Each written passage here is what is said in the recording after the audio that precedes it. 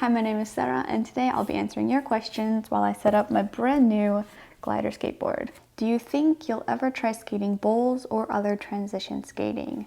Yes, 100% yes. I'm very interested in transition. I always have been, but the biggest issue for me has always just been that I've never had local skate parks that had, let's say, safe and trustworthy transition for me to skate on, or anything that was beginner friendly. I'm only 5'1", so when I go to a skate park that has transition that's 5 foot plus, way too intimidating. If I ever have a park that does have like beginner friendly transition, you bet I'll be learning all the tricks that I can.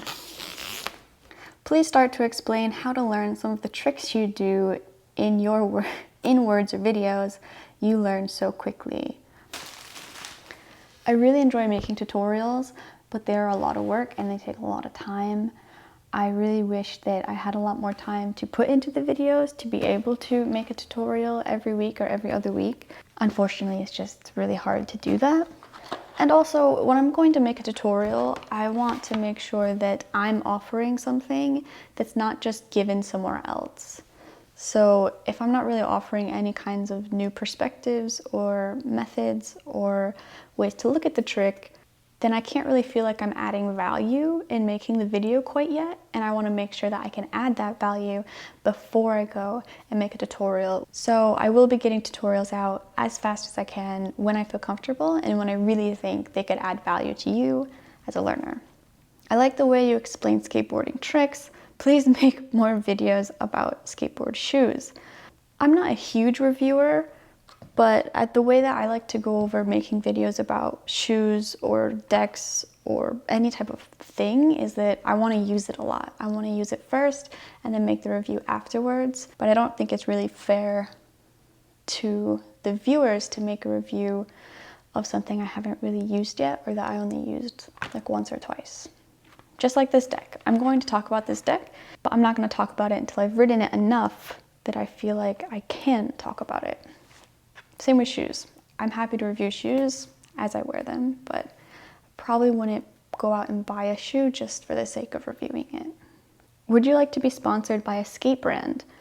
In the traditional sense of a skateboard company is trading me money and perhaps something like a deck in exchange for me producing as much high quality skate banger clips as possible, probably not. I don't think that lifestyle really appeals to me, of a high performance, high pressure type of high level athleticism. I don't know if I'd ever be able to actually qualify as someone who could become sponsored. It's not a goal of mine, but yeah, the traditional aspect of being sponsored as a skateboarder never really appealed to me. Why do you wear shin guards but not knee pads? I've always worn knee pads. I'm actually pretty sure I only took the knee pads off like last month. And it's not for like a very particular reason. Just whenever I'm wearing safety gear, I'm always trying to make like a negotiation between how much I need the gear and how much extra work it is to put it on. Basically, whatever I'm using, I want it to be worth the effort that I go through to use it. Because I guess it's kind of like an ROI, return on investment. How much value am I getting out of the thing that I'm using? So like shin guards, high ROI. They protect me all the time. I'm always hitting my shins. Knee pads, I've gotten to a point in my skating, Knee pads, I've gotten to a point in my skating where their ROI has gone down. So I don't hit my knees quite as much. I don't think I've ever fallen on my knees and scraped them in the traditional way since I've started skateboarding. So they have a little bit lower of an ROI of my invested time and effort. So I've been a little more lazy about wearing them. Other things like my helmet, super high ROI. It'd protect my brain, that's all I can ask for.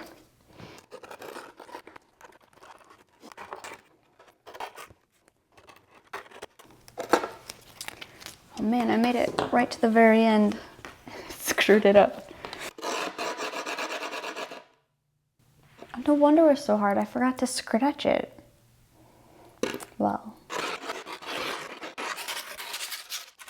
Does placing your front foot back farther, mid-board or so, help you to ollie higher? This is a great question, and I'm going to make a whole video on this.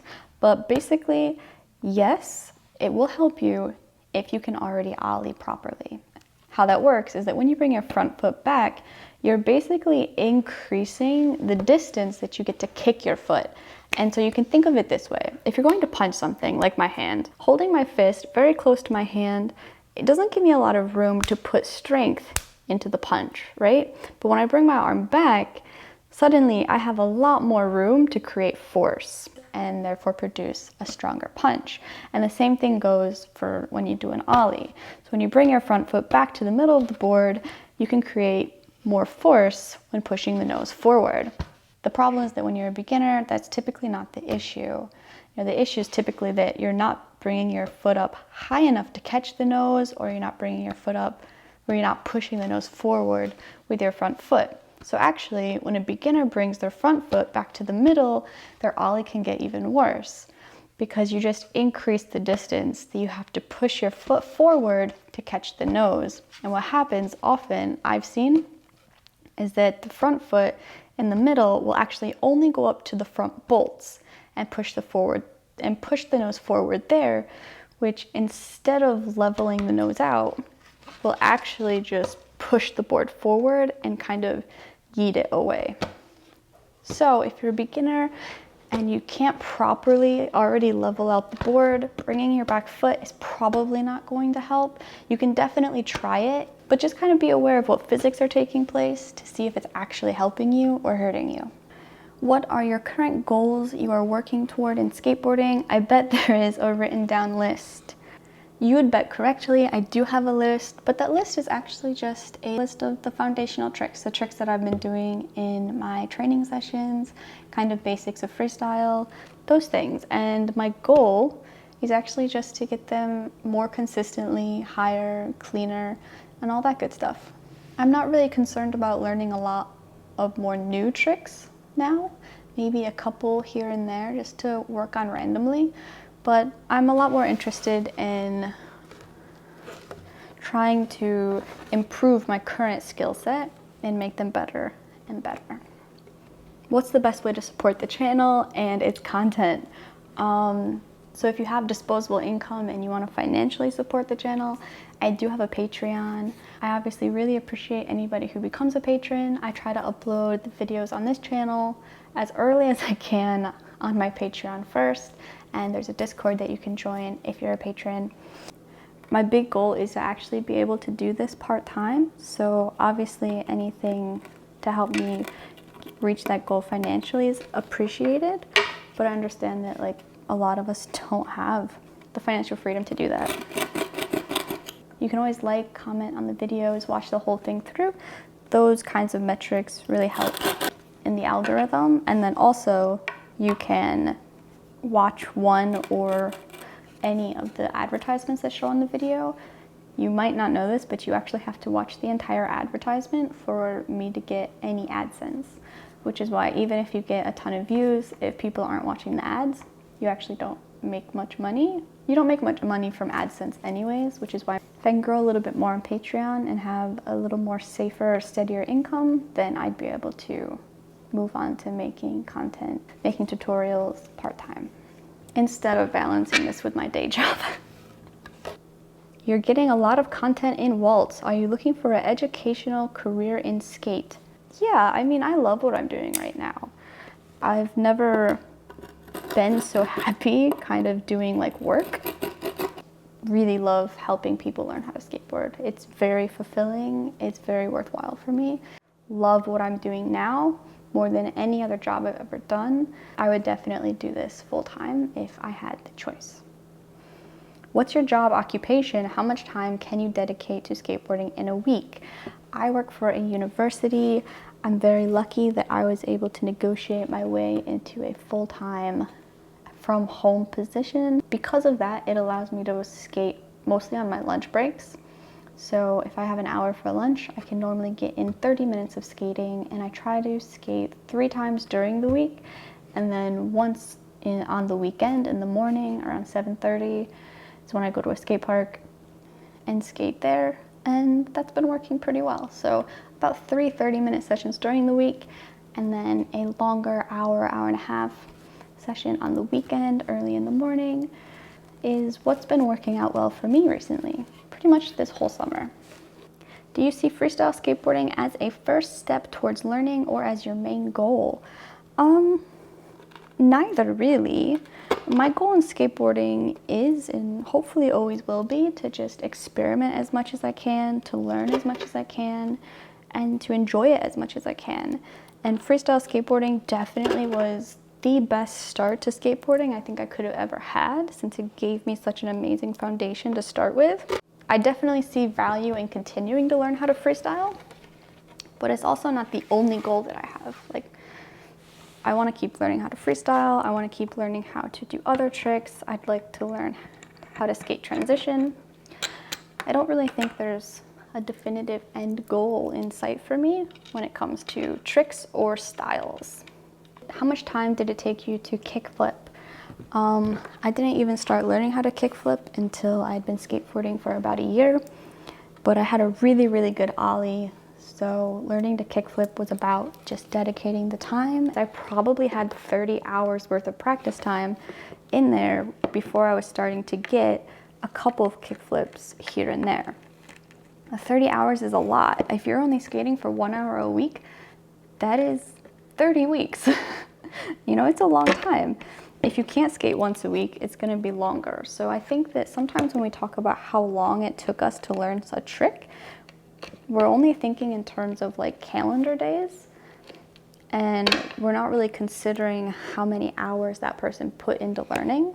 So I mean, if you're putting in 10 hours a week to learn how to skateboard and someone else is putting in 1 hour a week to learn how to skateboard, we shouldn't be jealous of that person putting in 10 hours a week and learning faster, because they're just practicing more. And you know, it's natural that your progression follows the amount of effort that you're putting into skateboarding. It's a combination of things, but it often comes down to time on the board and how time on the board translates with you for skateboarding. How do you keep Australians from pestering you? I don't. Who inspires your skateboarding? You. Truly, I like watching you guys skate. I like watching my friends skate. I like watching professionals skate too, but I don't know. It's weird to pinpoint who inspires me, because I just like watching everyone skate, and I take little things from each person. And always manage to have a relevant throwback clip for the tutorials, I assume. Yeah, I mean, I pretty much filmed all of my skate progression almost from the first day, maybe the second week. So I have my struggles from week 2 to now. When is your birthday? How old are you? My birthday's in the fall, and now I'm 27.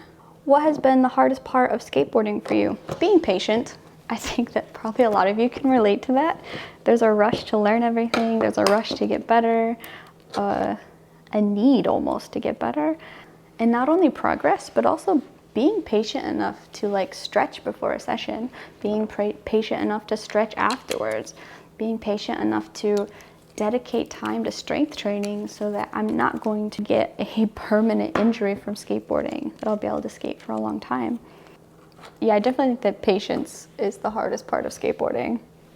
This is gonna be like 3 hours long. What's your favorite part of skating? My favorite part of skating is entering that flow state, that moment and that feeling of you just lose everything outside of yourself, and almost including yourself, where just you don't really know what's going on around you. You're just so in the moment and so dedicated to what you're doing that nothing else matters. You know, it's those moments when like you're skateboarding and somebody's talking to you, but you have no idea. That moment that's so deep into skateboarding that nothing else matters. That's my favorite part. I live for the flow state. And is there any advice you hear being given to beginners that you don't agree with? Pretty much all the time. shouldn't be surprising. I talk about it on this channel. But one of the obvious ones is that I don't agree with the order in which we learn tricks. I don't think that ollies are beginner tricks, and I think it's kind of misleading to treat them as if they're beginner tricks, because we set up an expectation that being able to do the ollie is normal for a beginner when it's actually not. I mean, it takes a lot of people years to be able to ollie well.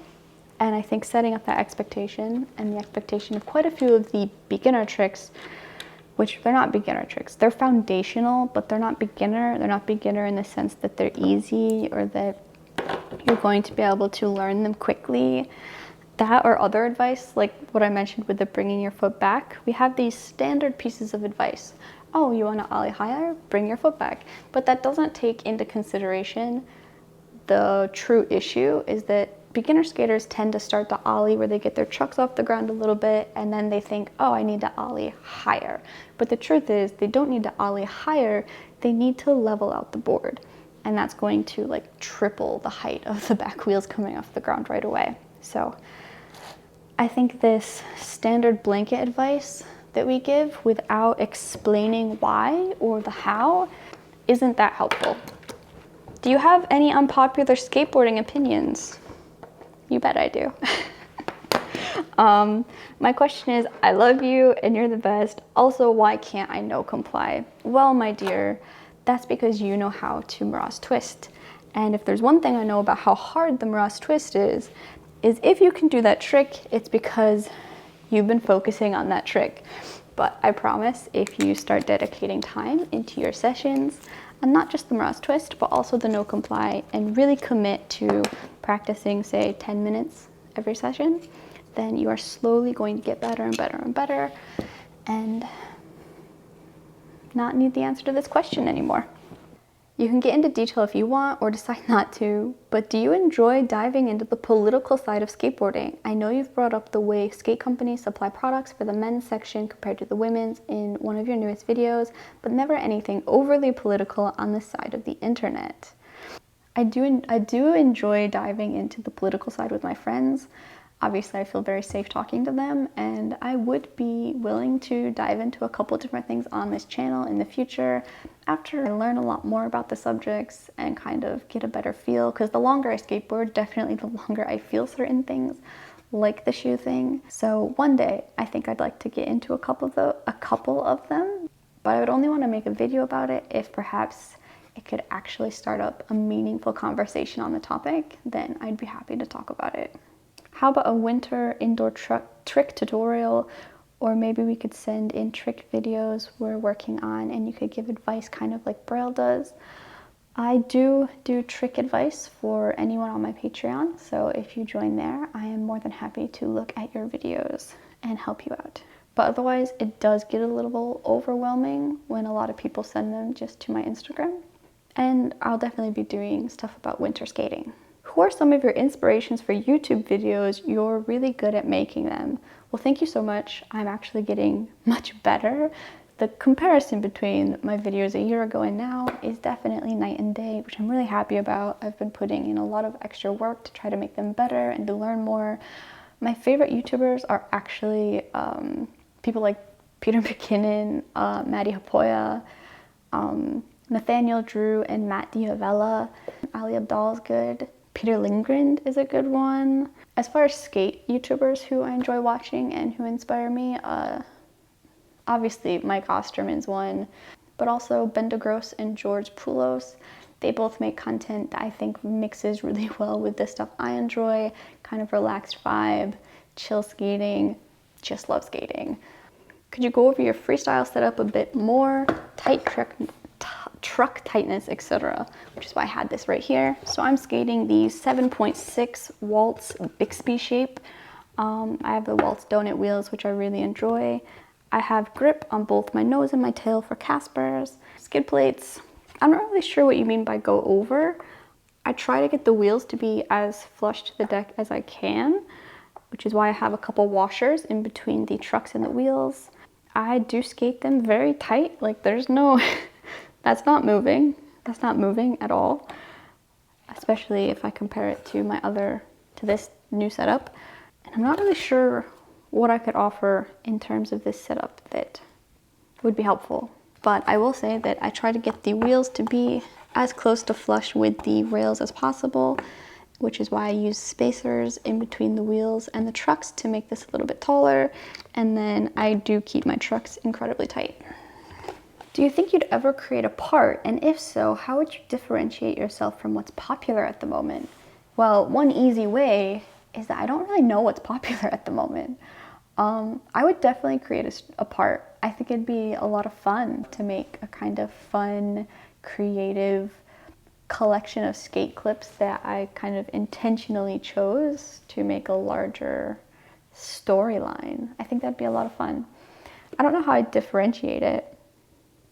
I don't think I'd be really worried about that. As long as I'm enjoying making the story, filming the clips, and kind of putting them together in what I think would be a fun way, then I don't think I'd be too worried about differentiating it. And that was all the questions. I really hope you enjoyed this video. I hope you had fun kind of chatting with me while I set up the skateboard, maybe getting to know me a little bit better. I know that I don't have an exact upload schedule, but that's just because I try to make as much as I can whenever I can while trying to balance, making YouTube videos with my full-time job and respecting the time that I want to spend with my partner. And I really appreciate your support. Thank you for kind of joining me on the skate journey. I hope that this channel and the videos I make offer you something valuable, and I really hope to see you next time.